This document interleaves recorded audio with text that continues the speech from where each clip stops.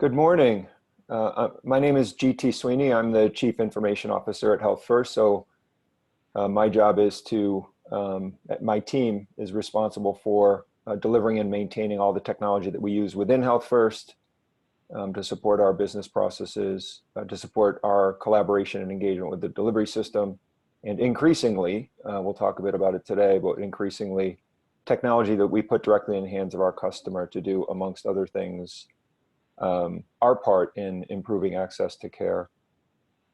So on behalf of Healthfirst, I'd like to thank you all for participating in the Access to Care Technology Solutions webinar. Dr. Susan Bean and I will be moderating today's event. Good morning, Dr. Bean. The Access to Care, on the next slide, if you would, the Access to Care Technology Solutions webinar is the first part of a 5-part webinar series that offers best practices to support providers around improving member outcomes and quality measures. By the end of the series, participants will develop skills and expertise in the topics covered around improving care for high-risk patients, understand evidence-based and innovative approaches for transforming care, and consider case studies for optimal collaboration with Healthfirst. So when I think about access to care and technology solutions, I mentioned that we're spending an increasing amount of our time building and deploying and evolving tools that we put directly in the hands of our customers. We launched our first native mobile app in April of this year. We accelerated it 3 months to meet some emergent demands driven by COVID. We resequenced the features that we put in the app, and as I mentioned, certainly access to care is a significant priority within the app that we've deployed. We've also deployed chatbots to engage our members and get them access to testing, access to medications, and other critical services that became even greater challenges for our members as COVID hit our market. At the core of our mobile app, one very important feature is a kind of a very consistent reinforcement of the relationship between our members and their primary care physicians in particular. That the primary care physician is featured in a very significant way throughout the entire app experience. So that's one thing. And then we also, during the heat of COVID, one of the things we resequenced was the access to telemedicine. We have a partnership with Teladoc, and we made that service available to all of our members. And as social distancing has started to subside, and certainly it's safe for more of our members to get more of their care in traditional clinical settings. We are focused on reinforcing that evolving decision-making criteria. We are focused on prioritizing in-network telemedicine, primary care telemedicine where that's available, and positioning Teladoc as more of a telemedicine solution. I'll say of last resort if network-based telemedicine is not available. And then, another important aspect of what I see as access to care that we've been focusing on with technology solutions is our partnership with NowPow. NowPow is a catalog of community-based organizations that provide resources that address social determinant barriers that many of our members face.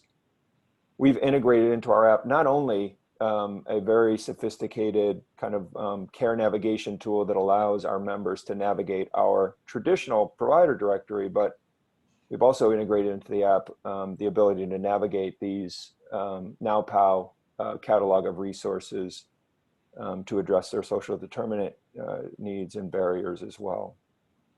So It's been a significant change over the last couple of years. I describe our technology, I've been with Healthfirst now for 6 years. I describe our technology as historically been kind of served up to health first human wrappers. So putting technology in the hands of our customers means we've got to be right every time. And we use what is known as a human-centered design approach for building that technology. And what that means is that we test everything that we build. We test the design with our customers before we build it to make sure it resonates with them. And so that doesn't mean we wait for our members to give us all the good ideas, although when they give us good ideas, we bring those into our plans as well. But whether the good idea comes from internally or externally, the design against that good idea, the solution that we propose to build, we test that solution with our customers to make sure it lands and resonates with them. So today's panelists will highlight innovative technologies in healthcare that result in improved access to care. And now I will invite Susan, Dr. Bean, to introduce herself and review the rules of the road for today. Good morning. Well, good morning to you, GT, and to all of our participants and attendees. And as GT mentioned, I am Susan Bean at Healthfirst. I serve as Executive Medical Director for Clinical Partnerships. And in this role, my team and I focus with our colleagues at Healthfirst on performance and process improvement, obviously in collaboration with our many providers and our sponsors. And we are always seeking to identify, design, implement, and evaluate innovative models of care that are designed to promote equitable health outcomes for Healthfirst members in their community. So I'm really looking forward to hearing our speakers and panelists today. And just some brief housekeeping rules. We are virtual today, so you as attendees have been placed in listen-only mode, but we do want to hear from you during our presentations, and that's possible through the chat and the Q&A features. Please use these to give us feedback, to pose questions at any time during the conference. We ask that you use the Q&A feature for very specific topic-related questions, while the chat may be used for comments and some of your technical questions as well. We are going to attempt to address and answer as many questions as possible during the scheduled Q&A periods. And obviously, if we don't get to that specific question this morning, we will follow up with you. This webinar is being recorded, and I'm really looking forward to joining you as we begin our conference. GT, I'll hand it back to you. Thank you, Susan. So this morning, our first speaker is Dr. Suneet Jariwala. Dr. Jariwala is the Director of Clinical and Research Innovation of the Department of Medicine at the Albert Einstein College of Medicine and Montefiore Medical Center. He also serves as the Associate Professor of Allergy and Immunology and the Director of Allergy and Immunology Research for the Division of Allergy and Immunology. Dr. Jariwala will present on developing, implementing, and evaluating digital technologies to improve clinical care. Dr. Jariwala, thank you for joining us, and please begin. Thank you. Thank you so much, Dr. Bean, Dr. Castillo, GT, Healthfirst. Really appreciate it. And it's great to be here. Next slide, please. So just to sort out of no disclosures, very fortunate to be funded by these agencies. Thank you. Next slide, please. So, why digital health? As we all know, the digital health market is booming. We'll soon reach $379 billion by 2022. And the vast majority of physicians really believe that mobile health applications can improve patient outcomes. And as we're seeing, the vast majority of the US population owns a smartphone. Next slide, please. So just to define digital health, what is it? So first we have mobile health, mHealth, EHR systems, data analytics, and then IT interventions for chronic conditions, such as electronic questionnaires, mHealth apps, patient and provider portals, as well as adherence sensors and wearables. Next slide, please. just an overview of our talk, some of the topics we'll get into. And next slide. So some of the existing digital health interventions include remote monitoring devices, mobile apps for patient self-management, including symptom trackers and wearables, text message-based adherence support, as well as guideline-based education. Next slide. And when we got into the space back in 2014, the purpose was to build patient-facing apps for our patients. Just to set the stage, the Bronx, very high prevalence rates of asthma, diabetes, obesity, chronic kidney disease, and other chronic conditions. And the first question back then was, are digital technologies accessible to monitoring patients? So we did a survey among our patients in the allergy clinics and the Montefiore Asthma Center. And as we see, resounding yes. So many patients have access to these technologies, as well as the internet. Next slide, please. We've done pilot studies regarding remote monitoring devices for asthma, which include electronic inhaler sensors, electronic peak flow meters and spirometers, and wearables. And here we see some of the electronic inhaler sensors that are FDA cleared. Some have intrinsic Bluetooth capabilities. Other sensors are built directly into the medication itself, and others pair to the smartphone. Next slide, please. These have enabled care coordination and have been linked to increased rescue medication-free days, as well as improved asthma control. As we see in the literature, just inconsistent results regarding impact on utilization. Next slide, please. And here was a tool that we pilot tested at Montefiore.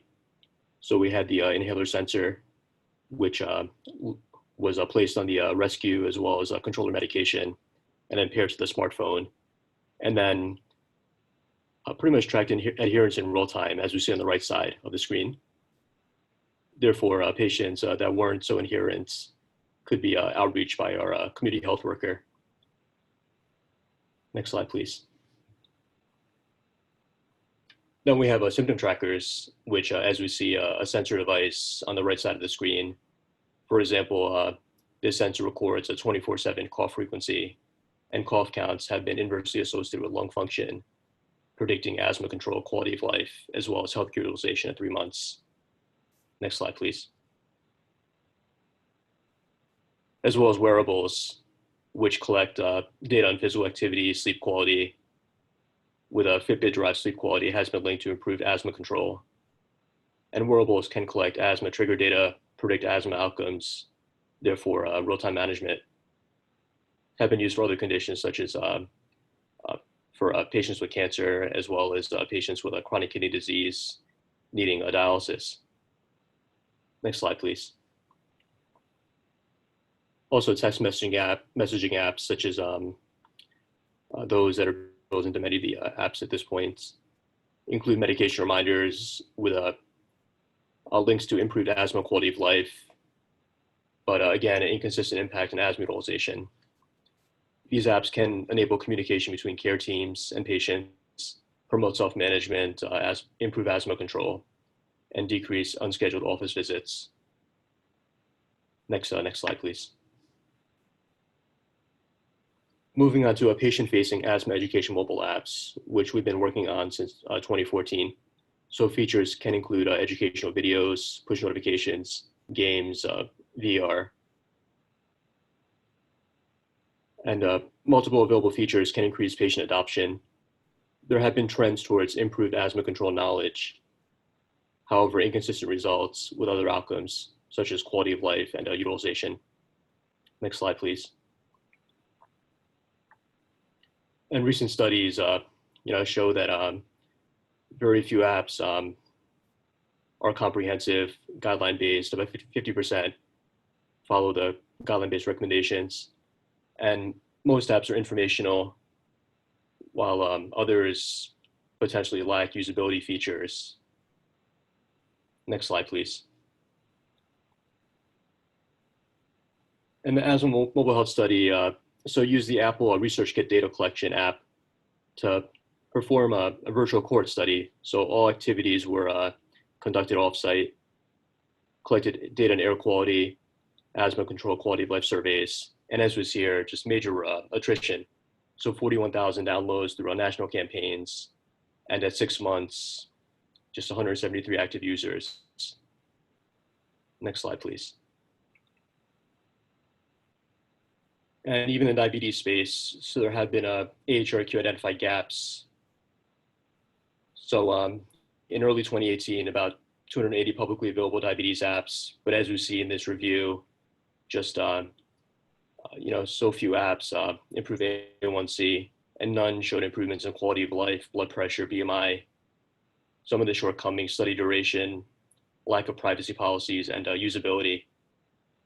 Next slide, please. And Montefiore, as many of us know, was unfortunately hit quite hard with COVID-19, with disruptions of clinical research. So since March 12th until probably 3 months later, many disruptions to on-site recruitment, study visits. Many studies were impacted, as well as PIs, and nearly 14,000 patients. Next slide, please. However, with this disruption, there was an opportunity for virtual cohort interventions. So our AsthmaXL platform, which we'll discuss in a few slides, was virtualized as of March 25th. And in doing this, all study activities were done off-site, and many lessons learned. Really, our need to streamline processes and make the experience seamless. So we incorporated virtual consent, phone consent, as well as e-consent, virtual study visits, all off-site, telehealth, patient-reported outcomes through our platform, as well as a REDCap research database. And we're planning future studies with connected devices. Next slide, please. And shifting gears a little bit, so moving on to AsthmaXL as a use case. So how did AsthmaXL arise? So back in 2011, we founded the Montefiore Asthma Center to address the worsening asthma epidemic in the Bronx. And at that point, with a wonderful health educator on site, would help with the care coordination, keep patients out of the hospital. And unfortunately, many patients didn't have access to this luxury at their clinical sites. So we built this AsthmaXL mobile platform to really use the best lessons learned from our health educator and scale and spread the approach. Next slide, please. So our mobile platform's objectives, since 2014, AsthmaXL has been the first app launched out of Montefiore for Montefiore patients. Has been developed and launched for iOS and Android tablets. Took us about 4 years to launch the first app, and then 6 months, the second app. Our most recent coronavirus app launched in 10 days. So many lessons learned. AsthmaXL delivers comprehensive guideline-based asthma education and promotes patient self-management skills. Next slide, please. So our features. So it's available for iOS and Android, has tailored push notifications, medication reminders, as well as check-in notifications, then goal setting, patient provider portals, asthma education, collects PROs, gamifies PROs. So we have in-app PRO leaderboards, PRO self-tracking, as well as virtual trophies awarded for PROs, and currently working on EHR integration through our AHRQ funded study. Next slide, please. Has a guideline-based educational content, so vetted by our behavioral scientists, our content experts, and has an algorithmic approach. So based on the responses, patients receive different types of content, and this is built into the push notifications. Next slide, please. And our roadmap.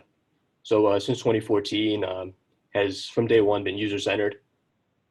Initially piloted in adults and pediatrics, then launched, and now some of the more enhanced and tailored functionality, push notifications, PROs. Now currently conducting 3 randomized control trials in adults as well as children, performing EHR integration and incorporating biomarkers as well. Next slide, please.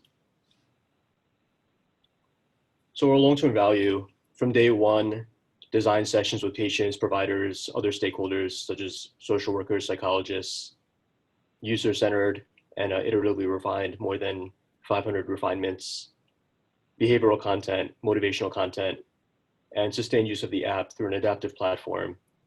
So based on PROs and scores, patients re-review the content. Next slide, please.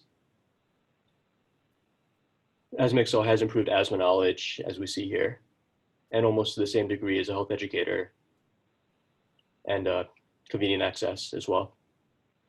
Next slide, please. It can be used in resource-limited settings, which was our initial objective, and fortunate to have our recent publication in the Journal of Asthma. Next slide, please. AsthmaXL improves asthma control over time, as well as asthma quality of life, as we see on the right side. Next slide. In our preliminary studies, has been linked to reductions in asthma morbidity, such as hospitalizations, ER visits, and oral steroid courses. And we're currently conducting the RCTs to validate this on a larger scale. Next slide, please. And it's definitely a team effort. As we say, teamwork makes a dream work. We have 4 study coordinators, programming team, usability experts, content experts, and the whole institution has been behind us, so we're very appreciative. Next slide, please. And shifting gears a little bit, so I'd love to speak about our innovation biodesign training program. Next slide, please. So, first question is, what is biodesign? So it's looking at all the pain points around us. When I was an intern at Montefiore back in 2005, a few of us would always, go to the cafeteria, speak about our pain points, about some of the issues we're having. And now it's all about just writing them down, seeing how the needs are in your environment, in your workplace, identifying these needs, and then inventing solutions, ideally a minimum viable product, testing, getting user feedback, and implementing in a sustainable way. Next slide, please. Our Montefiore example. So on this left side, we have this model, which we can still see in the clinics at the asthma center on the shelves even today. And as an extension, we have our AsthmaXL mobile app available to patients, and the near-term future, we have AR, VR, and virtual assistants. Next slide, please. With this background, we recently launched the Innovation Biodesign Training Program this past July, which is a 1-year program to train the next generation of clinical innovators. This year with physicians, next year plan to have PhDs, and eventually social workers, nurses, pharmacists within the greater ecosystem, and as participants of the program. Just one of the few innovation biodesign training programs in the US, one of the first programs that focuses upon chronic conditions and health disparities. Next slide, please. Our objectives: developing and implementing digital tools that improve outcomes for patients, providers, and the health system, contributing to presentations, publications, grant funding, and partnerships.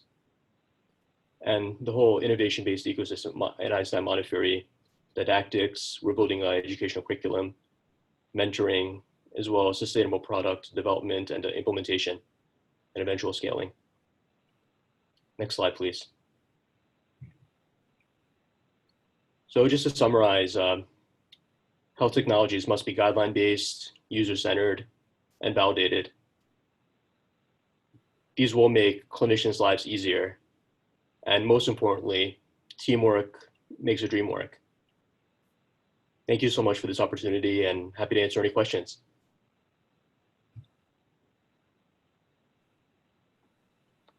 Thank you, Dr. Jariwala. If anybody has any questions, if you could key them into the Q&A.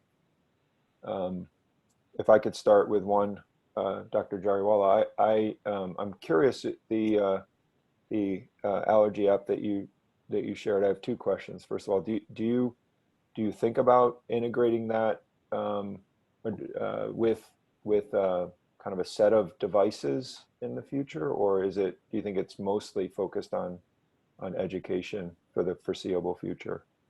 Yeah, it's a great question. So it has evolved since the beginning, initially purely guideline-based educational concepts, and then since then, moving on to patient-reported outcomes as well as shared decision-making.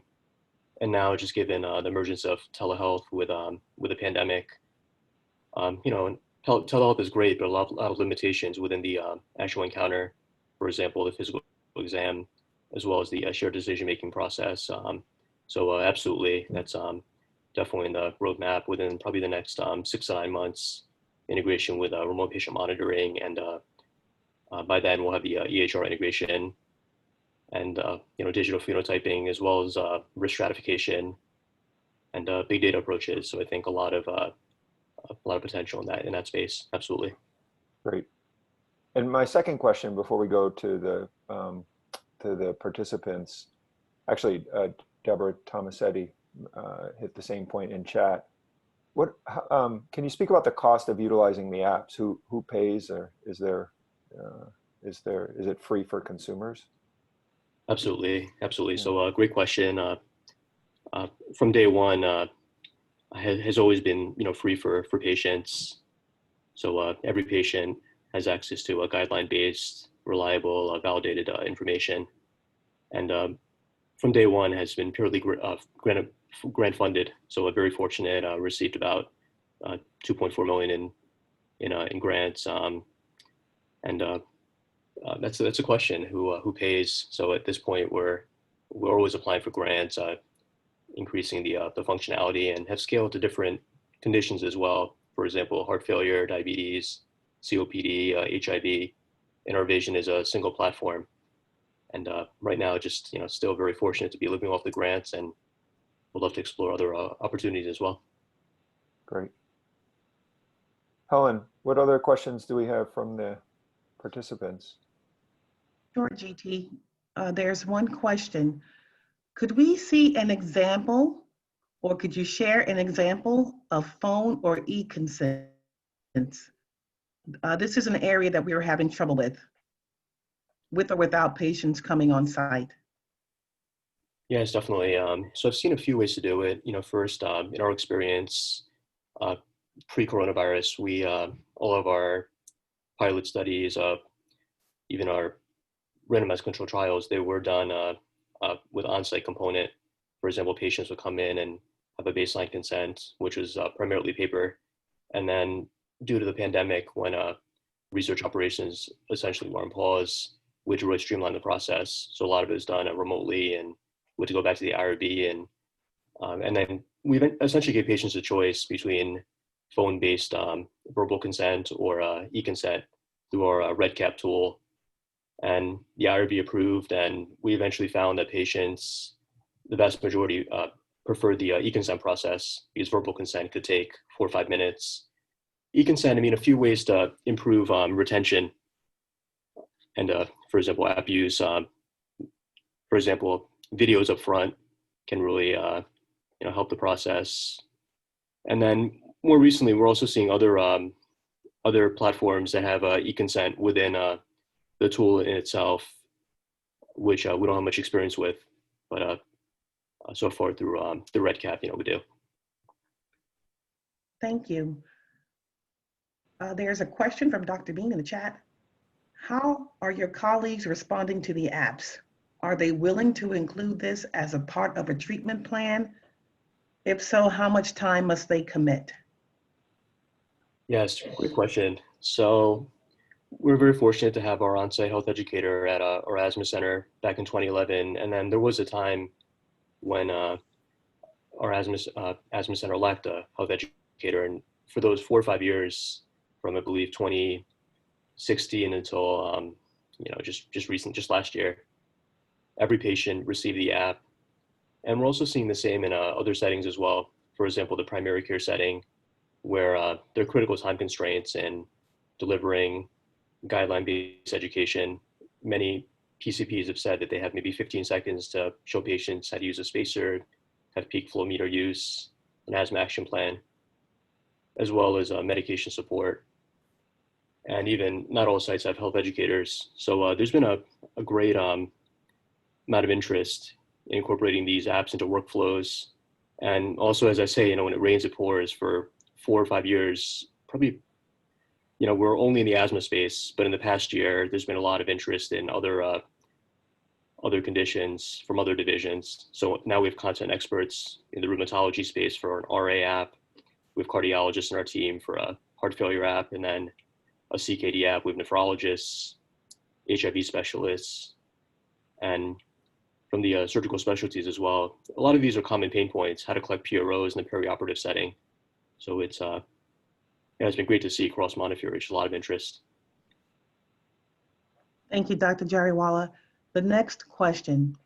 Even with most patients having a smartphone, it's still difficult to attract older adults to connecting through telehealth.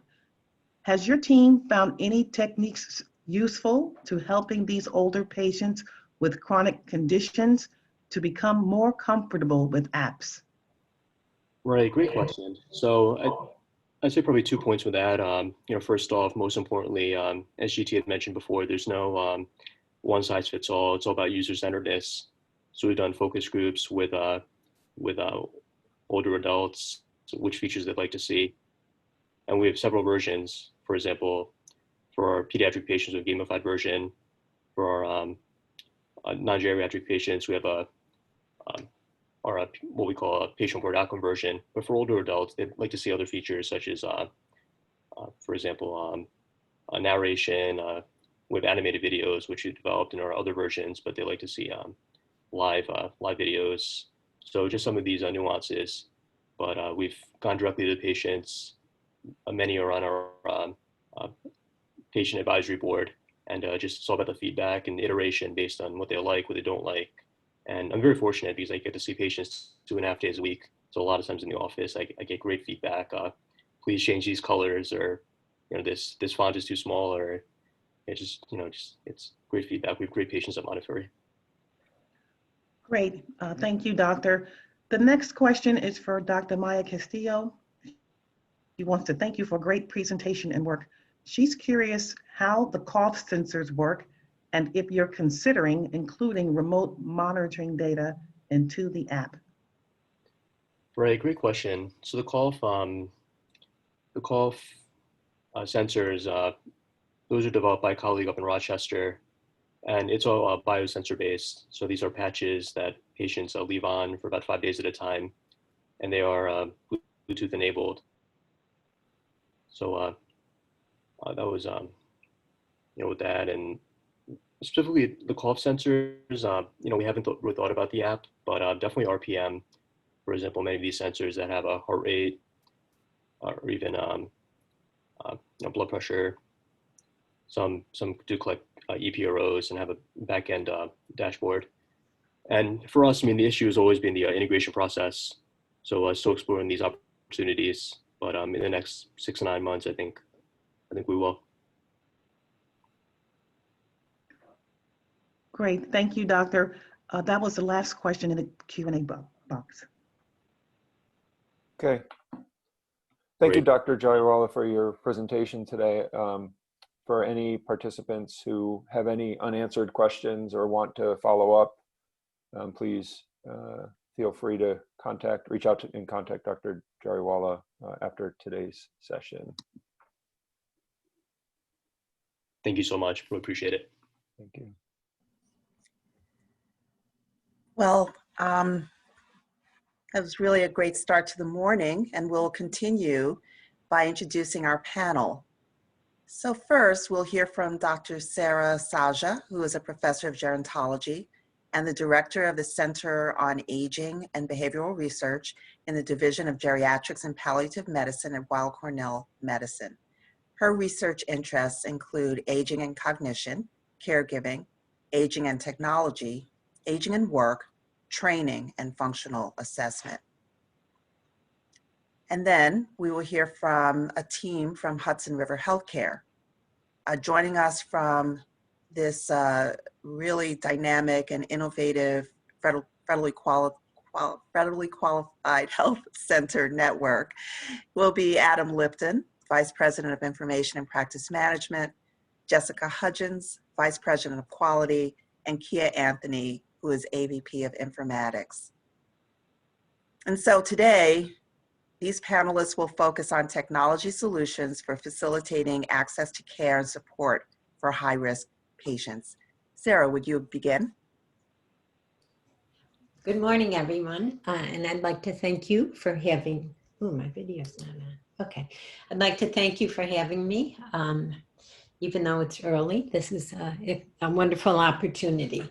I do want to acknowledge, I'm going to present a little bit about some of our research we're doing at Weill Cornell, and I want to acknowledge that all of it is funded by the NIH, particularly National Institutes on Aging, and I have no disclosures. Next slide, please. Okay, so what I'd like to do this morning, you can just push through these bullets, is look at some current trends in healthcare delivery, talk about some challenges to healthcare access that I think have been exacerbated by the COVID pandemic. And then my focus is on technology support to facilitate care access for aging adults and also informal caregivers. We're working in both of those spaces, so I'll show you examples from our research and then talk about some current challenges in the technology and healthcare space. Next slide, please. So we know that healthcare, which is a very important societal and economic issue, is receiving a lot of attention right now. We know this from the political landscape, but also because of the aging of the population.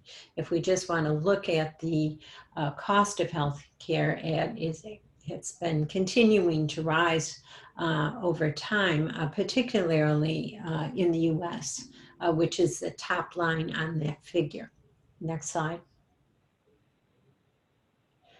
And this growth is partly, I think, a shift from treating more chronic conditions associated with our aging population. Right now, as we know, the aging population is growing, and where we're seeing the fastest growth rate is in people over the age of 85.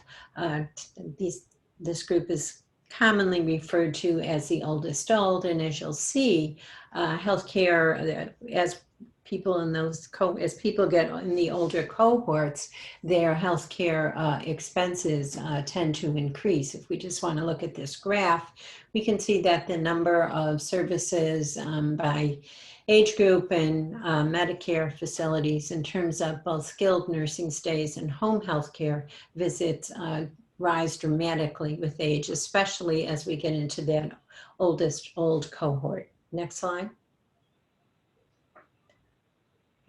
Chronic conditions such as cardiovascular disease, arthritis, and dementia also increase with age, which contributes significantly to medical expenditures in the United States. Right now, there's about 50 million people worldwide living with dementia, and unless a cure, which is not immediately, as far as I'm aware, on the horizon, is found, this number will reach 75 million in 2030. And currently, as you know, the NIH is putting a lot of resources into the whole problem of Alzheimer's disease and other dementias. Next slide, please. So what are some other things that are happening in healthcare that have a lot of significance for vulnerable populations? Well, certainly one thing for sure is we're moving towards a partnership model of care where patients and consumers, and as I said, a lot of these are older adults, are expected to take a more active role in healthcare management, make healthcare decisions with healthcare providers. There's also a migration of care, especially in times like this, from clinics to more non-traditional settings such as the home. Again, a lot of these, I want you to think about the population, a lot of whom are older adults, many of whom are living alone with chronic conditions. As our last speaker pointed out, there's an increased deployment of technology in the healthcare arena. And this necessitates patients, caregivers, and providers having to interact with care technologies. And I just want to stress here that some of these technologies are very complex, and patients and caregivers do not always receive adequate training to interact with these technologies. And I'm going to come back to that point again later. And individuals are increasingly relying on and using technology for transfer of health information. Next slide, please. So what are the special challenges of COVID-19? I'm going to focus here on aging adults and their families. Certainly the stay-at-home and pause requirements drastically diminished older adults' opportunities for cognitive, social, and physical engagement. Even though some of these stay-at-home requirements are lifting, we know that many older people are still a little fearful about going out and re-engaging. It's limited their access to routine medical care, social support networks, structural support such as planned activities, religious activities. There's also been, with the nursing home crisis, some limitations on families' ability to interact with their aging relatives, or if families are geographically dispersed due to travel restrictions, they are having problems visiting their aging relatives, and a double whammy of the pandemic, and something that we've been working on, is increased problems with social isolation and loneliness. And we know the consequences of social isolation and loneliness are they're linked to both poor physical, cognitive, and emotional health outcomes.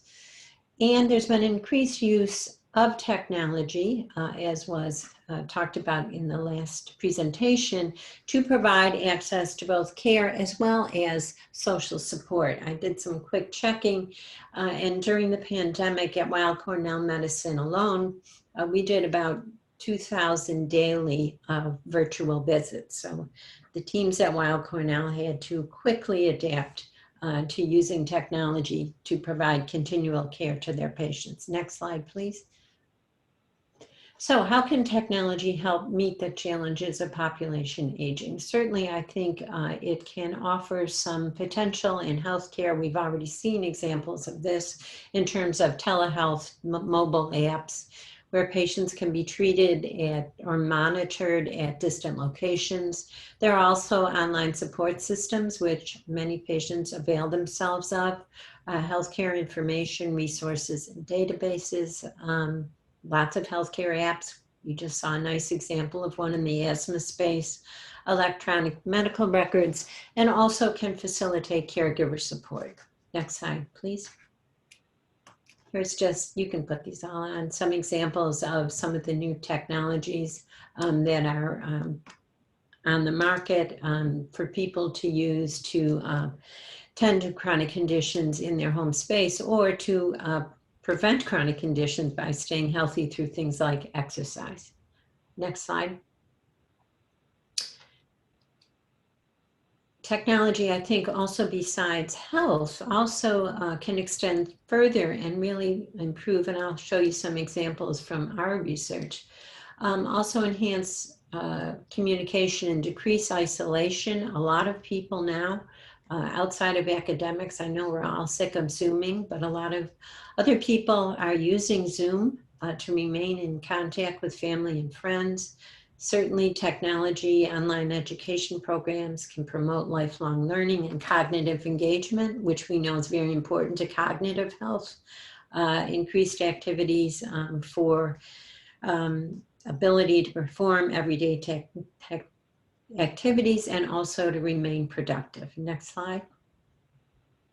Here's just some examples. The top left hand is a virtual reality application. We're doing some work in that space now to see how VR might be used to help older people stay connected, engage in activities from their home that they can't because of mobility restrictions. There's an app to help people with home safety, some social interaction going on.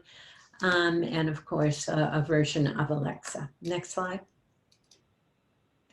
In terms of caregivers, we think that technology can also help support family caregivers. It can facilitate access to family members, other caregivers, offers also opportunities to decrease problems with isolation. We saw some data from the CDC recently that showed that family caregivers, especially of people with dementia, have had a difficult time with problems of depression. They've been enhanced during the COVID pandemic due to isolation and less connectivity. So there are a lot of technology applications out there that can be beneficial for caregivers. Next slide, please. So I'm going to just talk very briefly and just give you a sample of what we're doing at our Center on Aging and Behavioral Research at Weill Cornell. Next slide. One is our PRISM 2 program. These programs are all right now, we're actually doing them. We're recruiting, they're all active projects. PRISM is a software system that we developed at Weill Cornell Medicine. I'm sorry, in one of my centers within my center called CREATE, which is also funded by NIA. CREATE focuses on older adults and their interaction with technology. We developed the PRISM system to support social connectivity, decrease loneliness, and enhance access to services and information. It was tested in a randomized controlled trial across 3 cities in the United States, and we got some very nice results. Our population were older adults 65 to 98 who lived alone. They had not used technology before. They had no computers in their home. We set them up with PRISM for a year, and we found that access to the system decreased loneliness, improved their perceptions of social support and quality of life. So we've now developed PRISM 2, and we've gotten a supplement because of the success of the PRISM program to test PRISM among people with mild cognitive impairment. We're looking at the usability and feasibility of PRISM for people with MCI. We're collecting, of course, data on the challenges of using the system and useful features. The CREATE team, including myself, all have background in human factors engineering. So PRISM was developed using a user-centered design approach. So usability is very important to us. And we're also gathering preliminary data on the impact of access to PRISM on outcomes such as social engagement, support, and loneliness. Because of COVID, we have been able, we had to totally modify our protocol, so everything is now virtual. So we are running the trial entirely virtually. We send people tablets that already have the PRISM software on it. We give them virtual instruction on how to use it. People who are in the study get free tablets with the software loaded. We pay for their internet during the course of the study, and they get to keep the tablet when the study is finished. Next slide, please.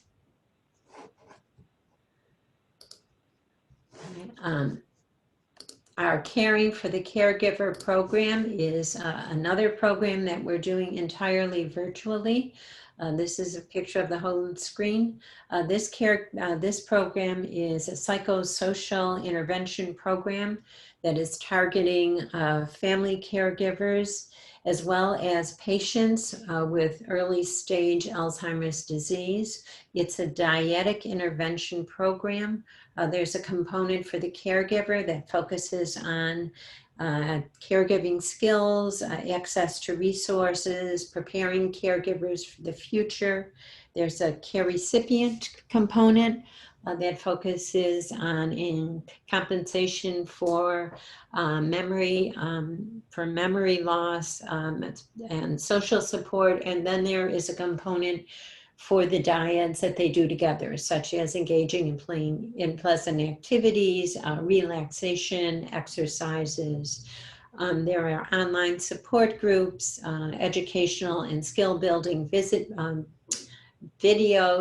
The sidebar menu there gives you a sample of some of the features that are available in the program. Again, this is done on technology in the caregiver and care recipient's home entirely. The program is now entirely virtual. We send people the technology with the program preloaded, train them on how to use it. People get to keep the technology at the end of the program. They have access to technical support during the course of the program, and we also pay for their internet for the course of the program and for assessments. We have 3 assessments: baseline, 6 months, and 12 months. Next slide, please. And finally, I just want to highlight another program that we're doing entirely virtually. This is called our FIDDLE program. Again, all of these programs, as well as this one, are funded by the NIH. In this program, we're actually evaluating the usability and efficacy of a computer tablet-based system. And what this system does, it provides personal exercise programs. Our target population is sedentary older adults, and it also has, PRISM has a social support and connectivity feature built into it. The program's tailored to the individual. Participants, when they become enrolled, become parts of teams to reinforce the social component. They received motivational feedback, and the entire program now is virtual. We used to do the training at Weill Cornell Medicine. We have revised our training program, so the training is done using Zoom because people are trained in teams. That gives you a sample of the home page. Again, we provide all the technology for this, pay for the internet, and for the assessments. Next slide, please. So I think a question, and this was asked earlier, is, and something we've been looking at, my CREATE centers have been around for 20 years, is will technology and caregivers be able to use all these emerging and existing technology systems? And this is just a sample that we found over the years, and it's still true today. We know that older people are often unaware of the benefits of technology.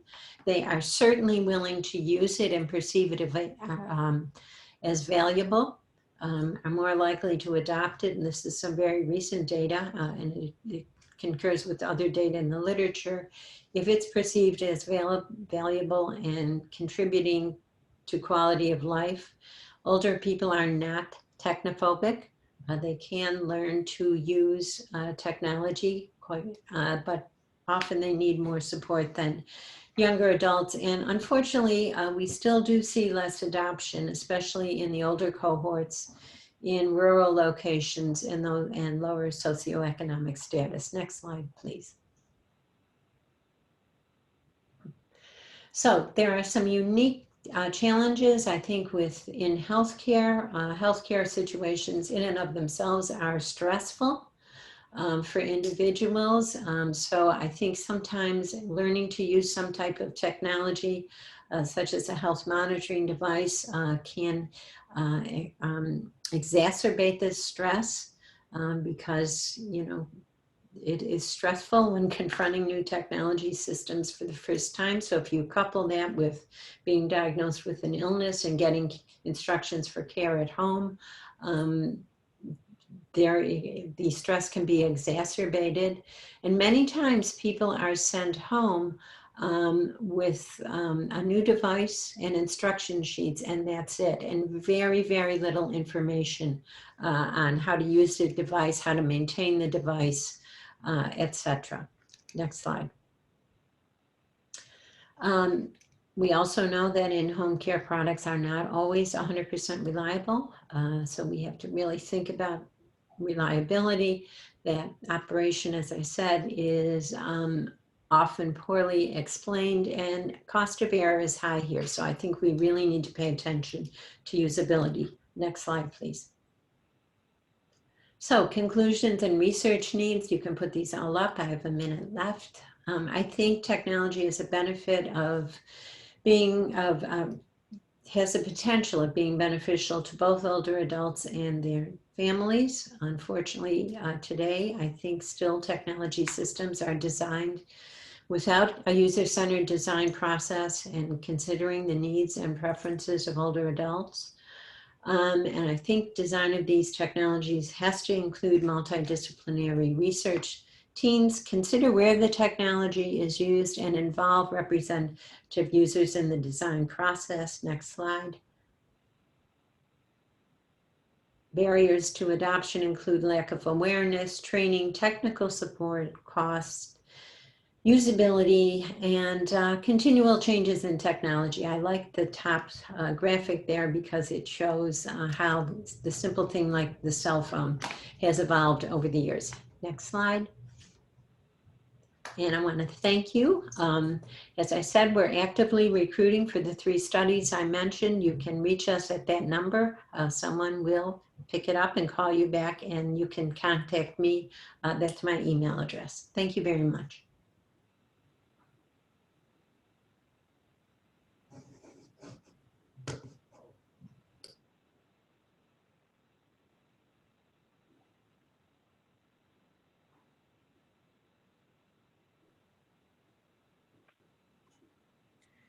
And now let me invite the, first of all, thank you so much, Sarah, and let me invite the Hudson River Healthcare team to join us.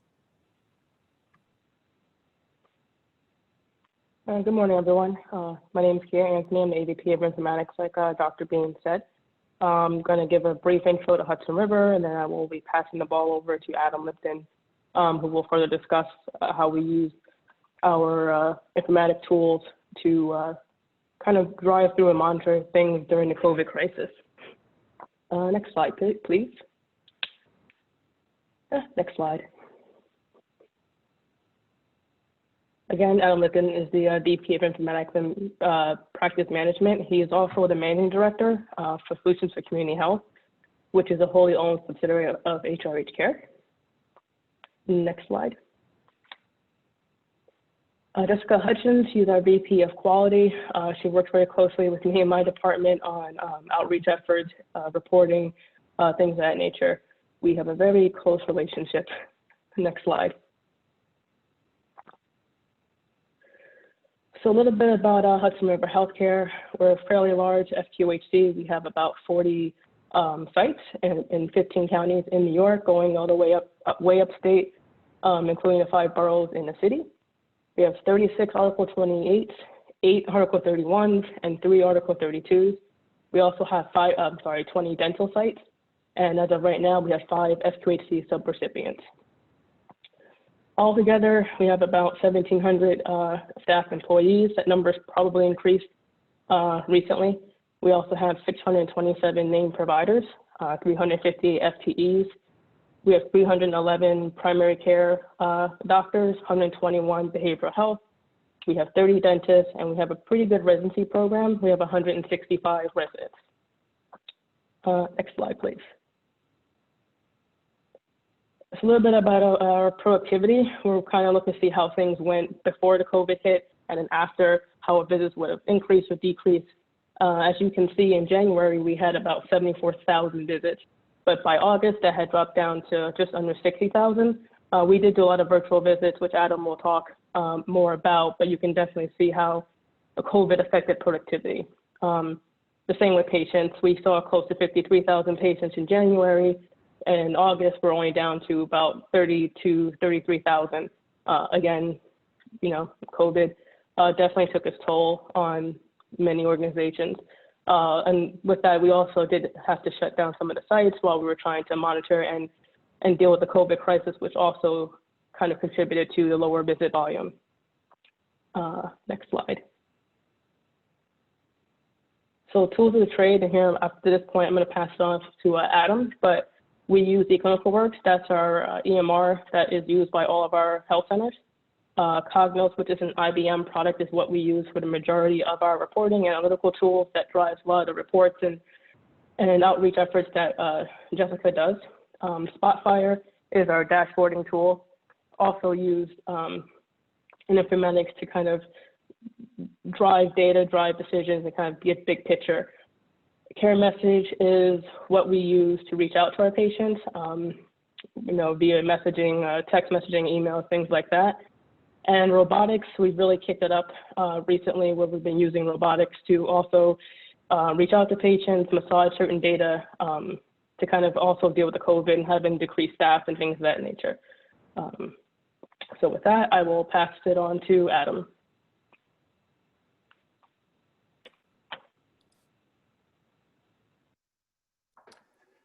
Hi, good morning, everyone. This is Adam Lipton. I will continue to kind of describe how we use our analytics tools and technology to improve access to care, and just kind of demonstrate how Hudson River Healthcare, used our analytics to kind of navigate the pandemic.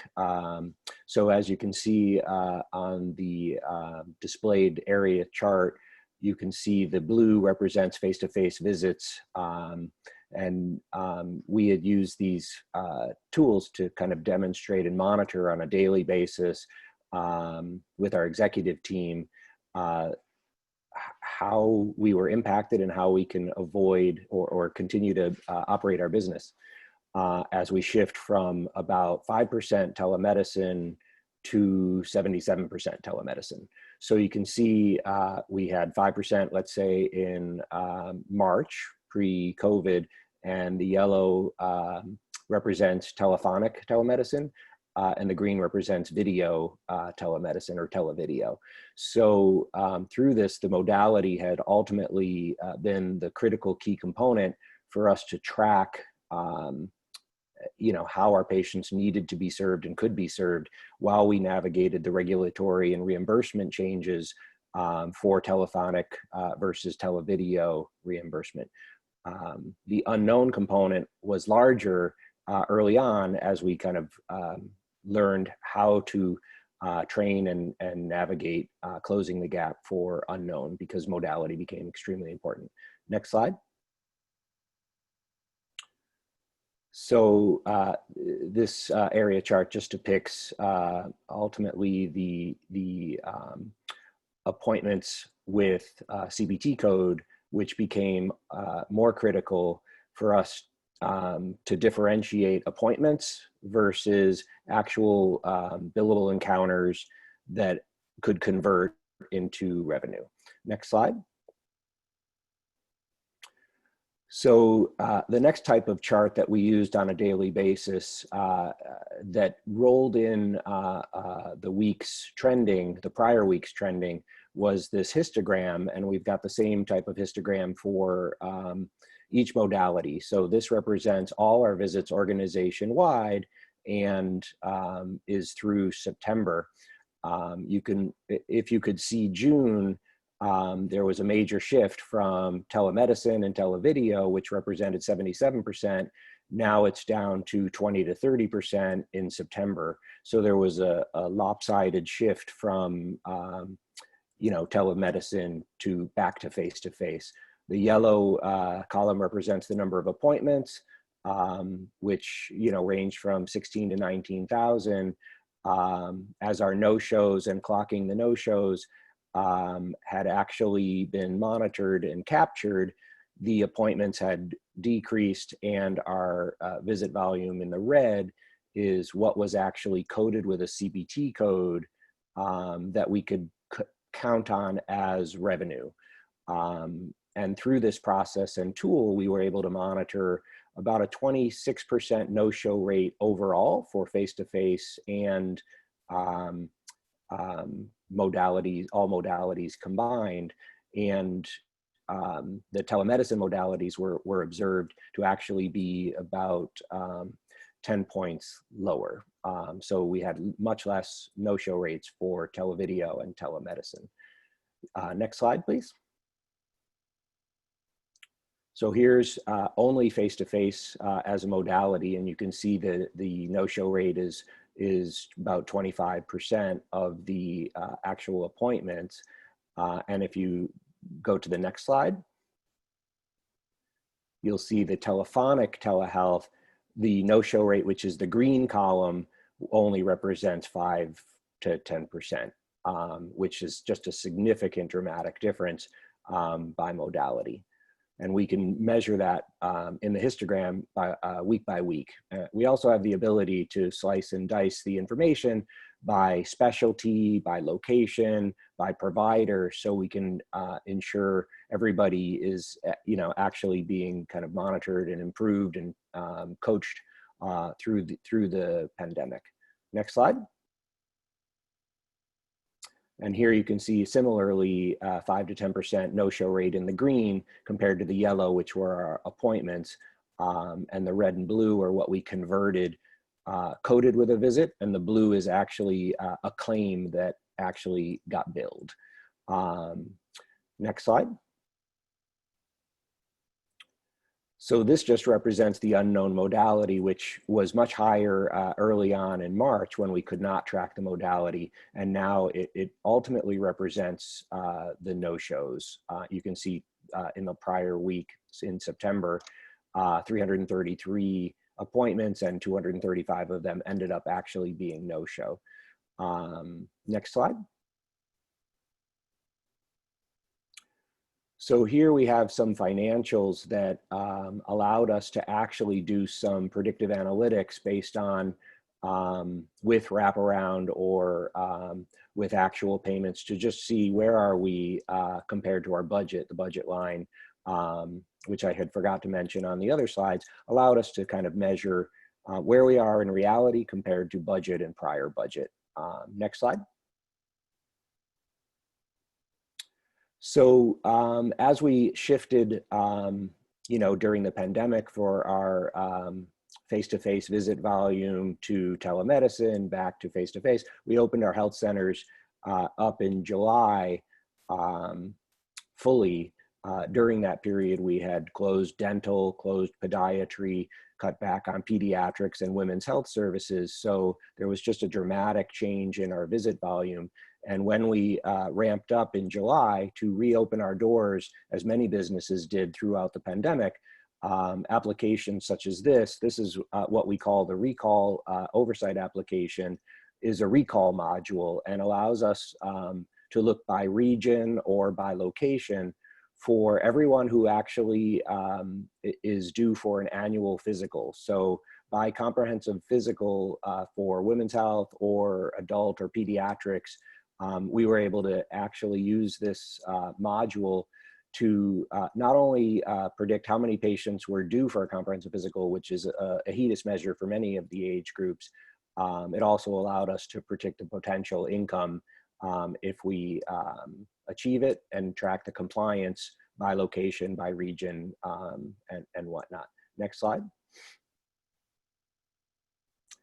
So through this graphical demonstration, we can actually allow the end user to navigate who's due for a comprehensive physical by the relative filters such as location or provider or region. The blue depicts patients who already have an appointment who are due in that month. So, and the yellow represents those who don't have an appointment. This is an interactive dashboard with Spotfire where as you click, it's interactive and you can see the patient detail to make phone calls and actually coordinate the follow-up to schedule the appointment. And this tracks the compliance as things progress through the life cycle of the recall system, as Jessica will kind of demonstrate how we do outreach to capitalize on the recall information. Next slide. And I'll pass the ball to Jessica so she can further detail how that's done.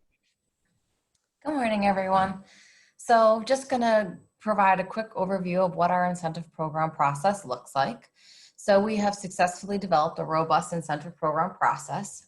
We have successful bidirectional communication and a way in which we submit our gaps in care to our MCO partners, including Healthfirst. We've worked very closely with our internal informatics team to build match reports where encounter and lab match tabs are reviewed and then submitted as supplemental data. We identify patients that need direct outreach by setting aside the non-compliant patients as well as those that need service. Once that happens, then we kind of kick off where we identify those outreach. So we'll take that report and then we'll load it into care message. And that's the way that we outreach the patients that need closures, gaps in care. So next slide.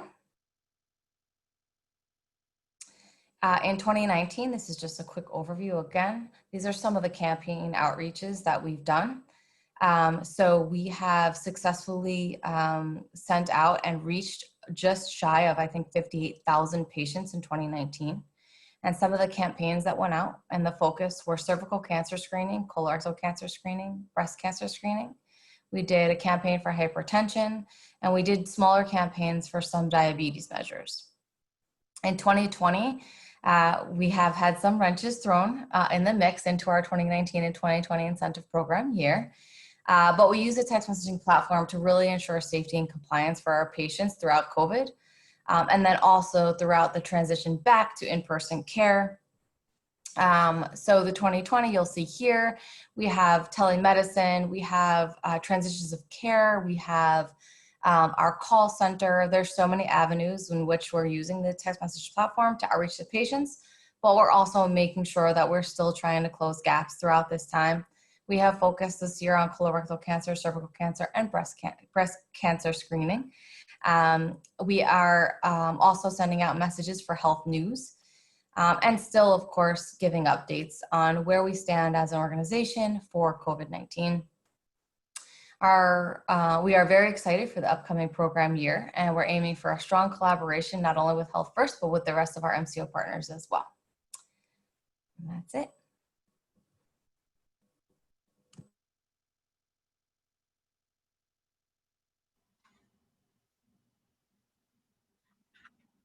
Well, thank you so much to our panel. I think that, you know, many times technology seems so, such a great opportunity, but it's hard to sort of see what's pragmatic behind it. I know there are a number of questions that are coming in. I'm going to ask Hudson River Healthcare, please turn on your video and your microphone so you can be available. And Sunit, if you're still on, you're certainly welcome to do that as well. We'll take questions from the attendees for everyone on the panel. One of my first questions was on the campaign side, and I think this is true for any kind of technology that is offered to people, patients certainly, and we struggle with this when we're you know, performing campaigns for our members. How does the call to action work? In other words, you know, I receive my campaign. I'm assuming that's by message, text messaging, Jessica? Yep, yes, that's correct. Okay. And, you know, how does that call to action work? And Sarah, from your perspective, after maybe Jessica answers or Kia, how do you inform that as you're creating the software or the technology for users? So I'll start with Jessica and Kia. Yeah, sure. So we identify who we're going to outreach through, you know, what we feel is best. We work closely with our chief medical officer, our chief population health officer to identify the next cohort that we want to focus on. Once we do that, our informatics team will help us with the reports. Once that report is done and that outreach report is ready, we will load that into an external platform that we use. And that's where we target our patients through text messages. What we're also trying to include now is we're really trying to push portal usage. And so we're trying to incorporate, we're trying to incorporate the link into the message to fit into the message so that they can click the portal and do that. If they do not have portal access, we really encourage, hey, you know, here's the number, right? So that when it shows up in the text message, it's just a click. If they have a touch phone, it's just a click, and then it'll call our call center to make an appointment. Mm-hmm. Okay, great. And the response to that, so, you know, what's sort of the click through after I've received my message, I open my message, what's the likelihood that I'm going to actually click and respond to that campaign message? Yeah, so that's a great question. So we have developed, again, with our lovely informatics team, we have developed an outreach effectiveness report which we have just started, very newly started, assessing the progress and the success of those campaigns. But if I look at the, gaps closed, it's kind of a little bit harder to assess whether or not those very targeted outreach. So, I can definitely report back in about 3 to 4 months and let you know once that, because now that that report is up and running. But we do think that we are seeing some success from those campaigns. Yeah, thank you, thank you. Sure. Sarah, I'll pass the question to you as well. Sure. We, as I said, use a very user-centered design process, and it's an iterative process. So for example, in the initial building of our PRISM system, we started with a large survey study from our respective, we did this cross-site with our CREATE team at FSU, University, I was at UM then, University of Miami, and Georgia Tech, with a large survey of older adults, asking them that if they had a system, we described a prototype of something like PRISM, what would they like on it? And we also, we sent that out to older people at that time who were computer users to find out what kind of challenges they were having with their system, their likes, their dislikes. We then built some prototypes of PRISM. We ran focus groups at all 3 of our sites with older adults and got their feedback on things like icons, the organization of the screen, the labels we used. We then built prototypes, and we did 3 rounds of pilot testing of the system. We not only pilot tested the system, and this was very important, we also pilot tested our training protocol. That was interesting because when we had spent so much time designing the system and it was very easy to use, we found that when we pilot tested the training program, people were not struggling with PRISM. They were not able to use the mouse. So had we not pilot tested that training, we would have put the system out there. No one would have been able to use it. And not because of PRISM, but because of simple mouse gestures. So the pilot user-centered design, I think, is critical. We've done that. We do that with all of our programs. And we also include subject matter experts. For example, when we're designing our caregiver programs, clinicians, people who provide other kinds of services to caregivers. So it's a pretty thorough design process. That's very helpful. There was a question in chat during the presentations. I'll ask that and then I'll go to Helen because we have a couple of questions in Q&A. I'm gonna ask this to both the Hudson River Healthcare team as well as to Dr. Saja. So we know that there are several barriers that could prevent patients who are less fortunate, and usually that's economic, an economic barrier to engage in some of your great programs. Wondering if there's consideration for people who either cannot afford the technical equipment, may not have bandwidth or internet access. Secondly, how are these tablets made available to anyone registering for the program? In other words, how are they delivered? So Sarah, I'll start with you and then I'll see if Hudson River wants to comment as well. We delivered them, well, we used to do it in person, but now during COVID, we actually mail the tablets to the people with the programs preloaded and we provide internet access. We have a very strong, excuse me, commitment at our center to serving diverse populations, not only in terms of race, ethnicity, and age and gender, but also in terms of socioeconomic status. So our programs are spread out. We recruit from all 5 boroughs of New York. We're even going into New Jersey at this time. So we're very conscious of getting people the technology that they need. And then the other thing we do is they can keep the tablets at the end of the program. We can no longer pay for their internet because we're funded by grants, but we have developed protocols to teach people and we help them transition to regular internet once they're finished with our program. Okay, thank you. Any comment on that, Kia?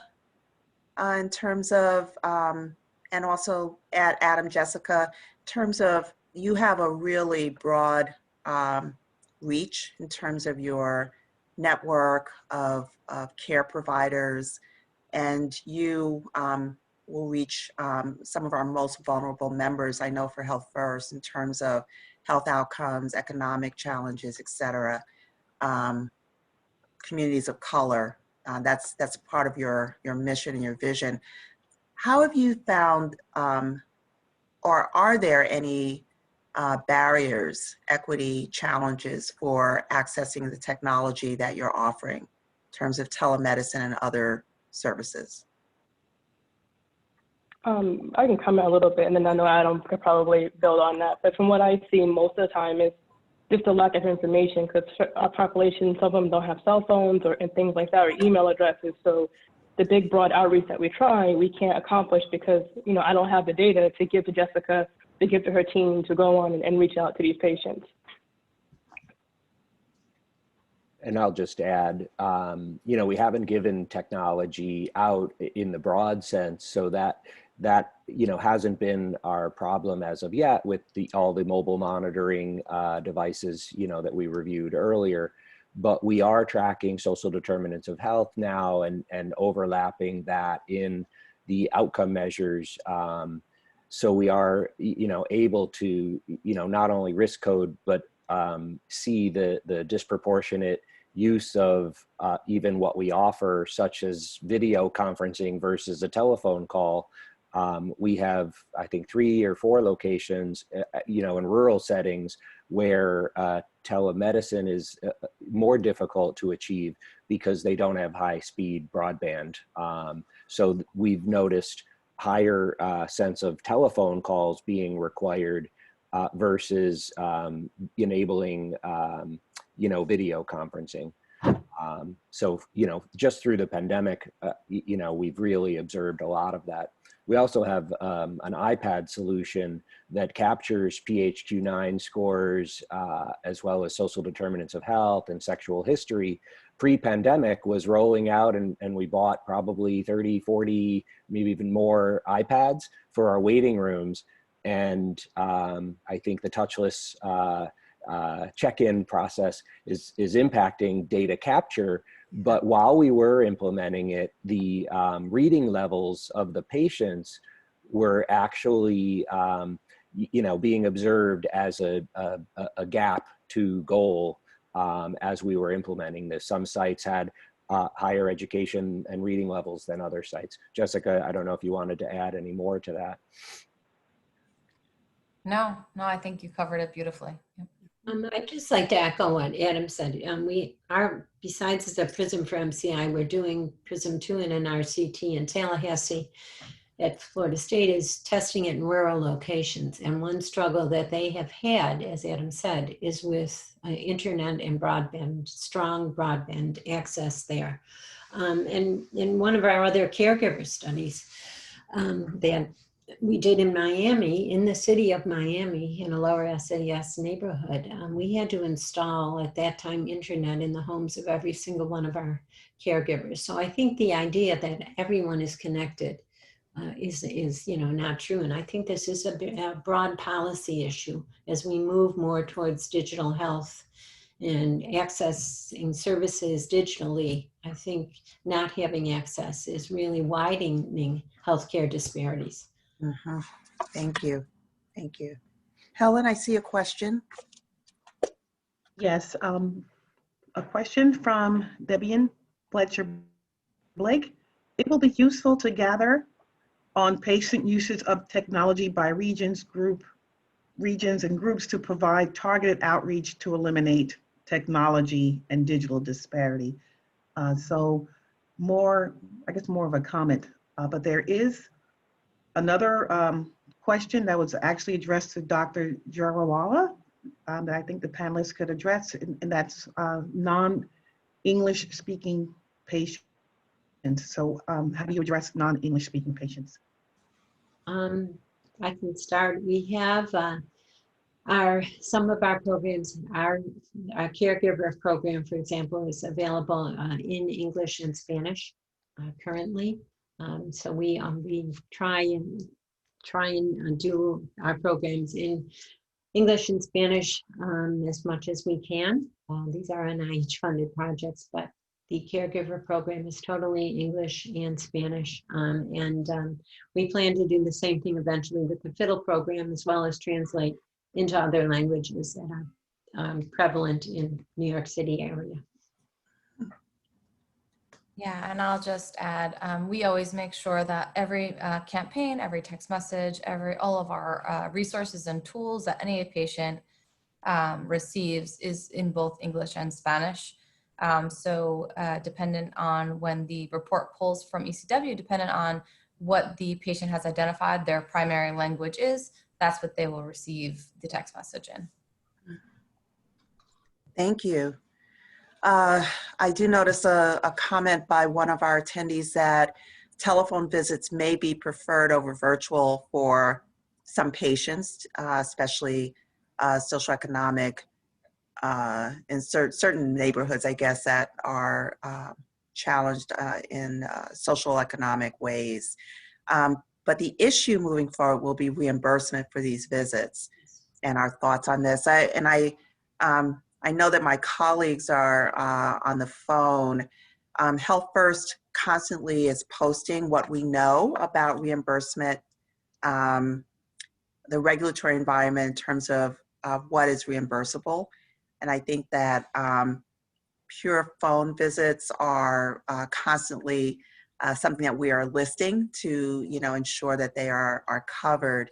Certainly they were during COVID, and I'm unfortunately, Felicia Pope, I know, is on the phone. She could give us an update there, but we are tracking that along with you as well. Any other comments? I know, Adam, you and your teams track that very closely.